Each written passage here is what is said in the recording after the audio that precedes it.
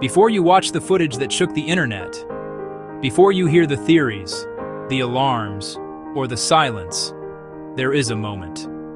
A single, brief moment. The moment the elevator door opened. January 31st, 2013, the Cecil Hotel. A door slides open, and a young woman steps into frame. But what followed her out didn't look human.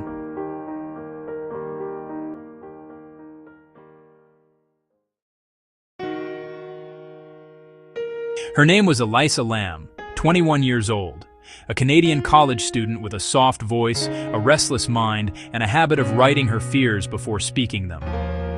I'm okay. I think I'm okay. Just don't think too much. Keep moving, keep breathing. She traveled alone, searching for a version of herself that didn't feel so heavy.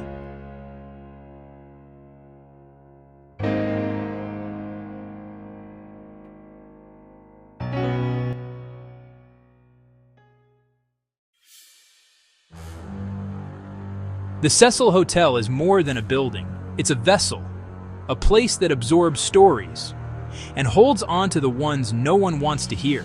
16 suicides, dozens of violent incidents. Serial killers lived here. Tourists vanished here.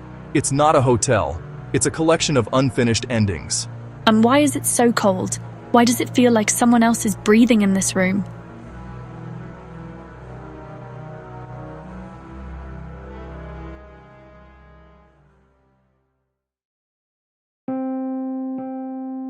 The last confirmed sighting of Elisa Lam was on the 14th floor.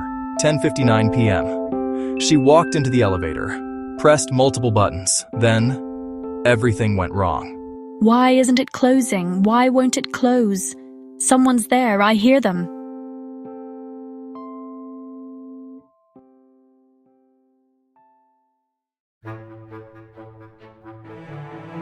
She moves her hands in a way that doesn't belong to panic or confusion, but something else, something unseen. Stop looking at me.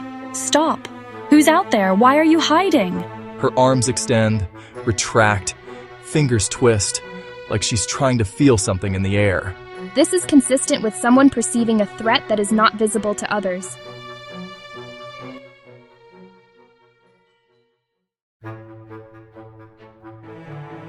At minute 1:57, something happens.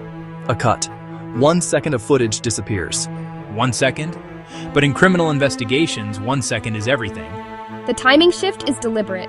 Frame rate manipulation. This video has been edited. Why? Did they cut it out? What was standing behind me?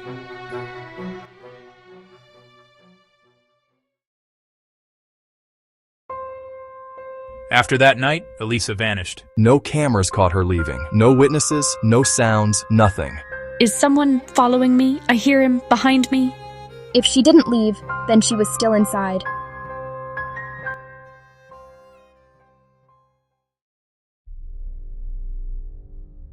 Room 412. A small, ordinary room on the 4th floor. A single bed, an old dresser, a window overlooking a street that forgets its own name. But on the night Elisa disappeared, the room became too quiet. Quiet in a way that feels wrong. There's someone upstairs, walking, pacing. Why won't they stop? Nobody was checked into the room above her. No guests, no staff. But 3 different people reported hearing footsteps from that ceiling.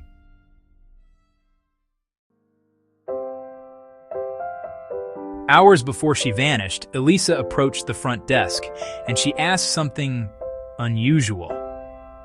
She asked the clerk, "Is the rooftop door supposed to be locked? Does it always stay shut? Is there a camera up there?" She wasn't asking casually. She was scared. They're up there. I know they are. Someone's watching me from the roof. She wasn't afraid of the lobby or the hallway. She was afraid of what was above her.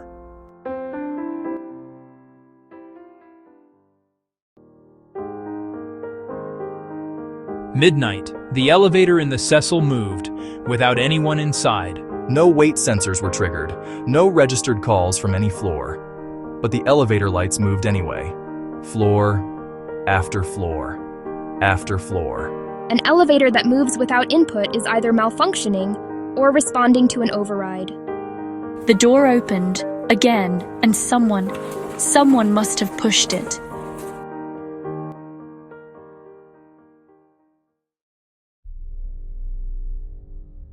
Above every room in the Cecil is a single steel door, the rooftop door. That door is locked.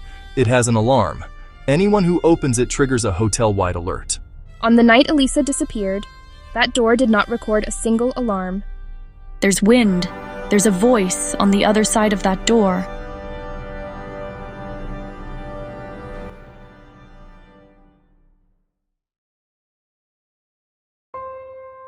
The morning after Elisa vanished, hotel guests complained. Low water pressure, dark tinted water, a strange taste. Contamination, chemical imbalance, sediment movement within the pipes. This only happens when something enters the system. So cold. I can't feel anything. Is anyone there?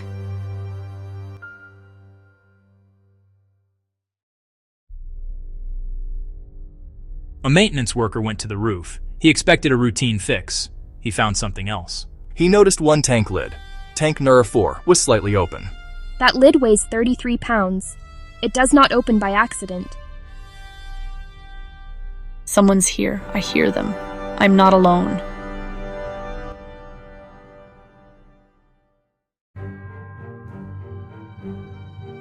He climbed up, leaned over the opening, and looked inside. What he saw didn't belong in any world we understand. A body, floating, face upward, drifting slowly in the dark water. I can't breathe. I'm tired. The light is gone. She had been there for days.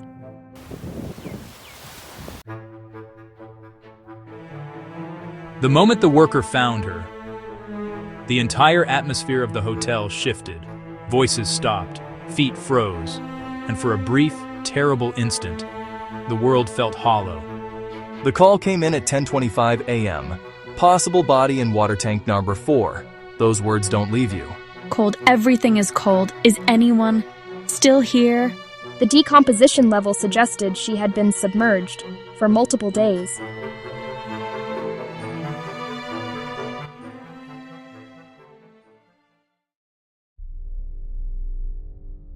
When police arrived, they instructed workers to fully open the tank. That lid is heavy, about 33 pounds. It doesn't slide open easily, and it doesn't close itself. No marks, no pry signs, no fingerprints that indicate struggle. He was above me. I heard the metal. I heard it closing.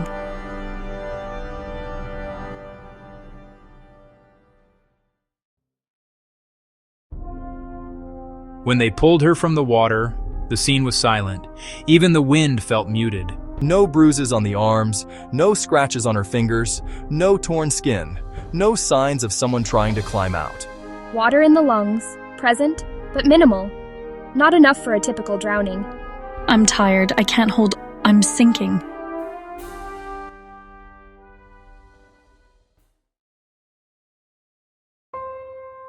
The autopsy was supposed to bring answers. Instead, it brought questions. Cause of death, drowning, but analysis incomplete, toxicology partial, key pages missing. Pages 7 and 8, gone. And nobody could explain why. Even stranger, the report was revised. And why was my story edited?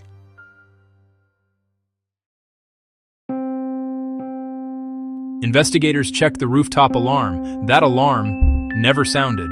If anyone opened that door, it should have triggered a hotel-wide alert. There are only two explanations. The alarm was bypassed, or someone with authorized access opened it. He opened it. I followed. I didn't want to, but I followed.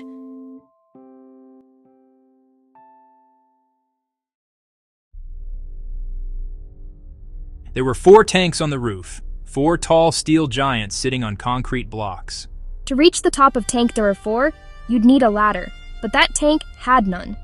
And there were no footprints, no drag marks, no signs of climbing. I was climbing, but I don't remember how. I don't know who helped me.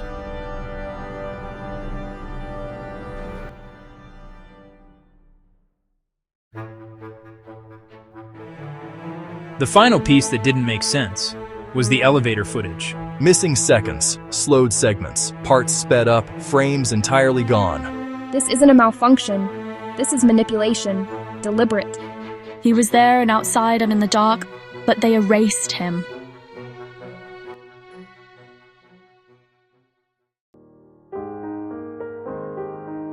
On the morning of her disappearance, Elisa wrote one final journal entry, a page that felt nothing like the others. The handwriting was erratic, uneven pressure, interrupted thoughts. I can't sleep. I feel watched. I feel followed. Please, stop. Stress indicators were high. Her writing suggests panic, not confusion, panic.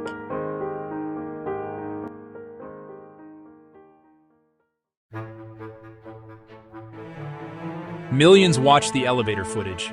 Millions tried to decode her movements. But what they saw wasn't fear alone. She steps out, steps back in, presses every button, leans forward as if listening to someone just outside frame. And why are you hiding? Come out. Just come out. Her posture suggests flight, not experimentation. She was reacting to a stimulus unseen on camera.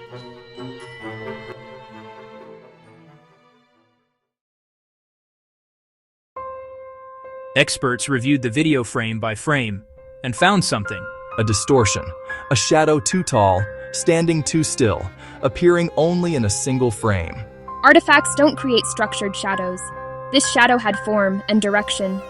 He was standing there. I swear, right there.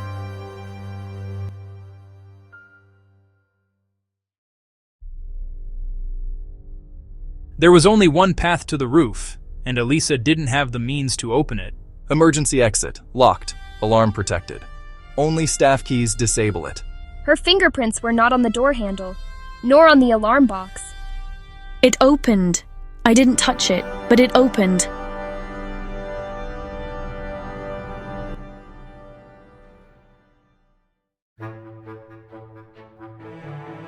Witnesses reported hearing footsteps that night. Not running, walking. A slow, steady rhythm. Those steps were traced to the fire escape stairwell. No fingerprints on the railing, no smears, no sweat, as if she didn't touch anything on her way up. The stairs, they echo. Someone is behind me.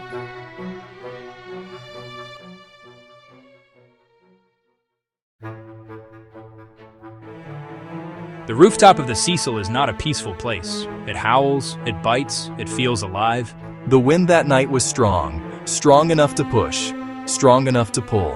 And yet, no signs of struggle, no footprints around the tank. The wind, it sounded like a voice calling me.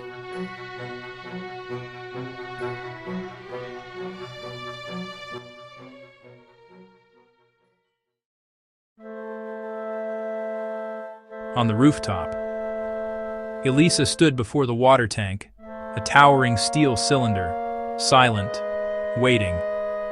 She leaned forward, one foot lifted, then the other. No hesitation, no pause. No signs of force, no grip marks on the rim. She entered willingly, but not consciously. I didn't want to fall. I just wanted the noise to stop.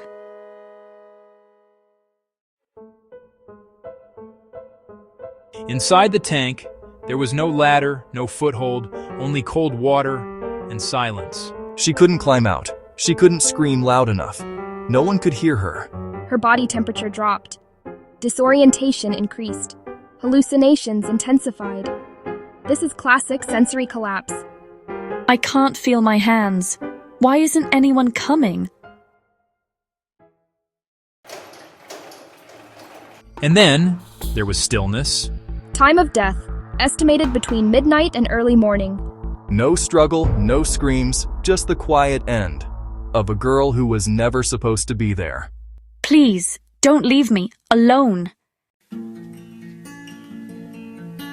10 years later, the rooftop is quiet again, but every night at 3:11 a.m., staff report hearing a sound. A soft tap, like a finger brushing metal, coming from the tank. Where am I? Some mysteries are solved by evidence, others by what they leave behind. This was the story of Elisa Lam, a girl who vanished between fear and silence. between what we saw and what we weren't meant to. But the real question is, do you believe Elisa was alone on that rooftop, or was someone or something with her that night? Tell us your theory in the comments. Missing seconds, slowed segments, parts sped up, frames entirely gone. And why isn't it closing? Why won't it close? Someone's there. I hear them.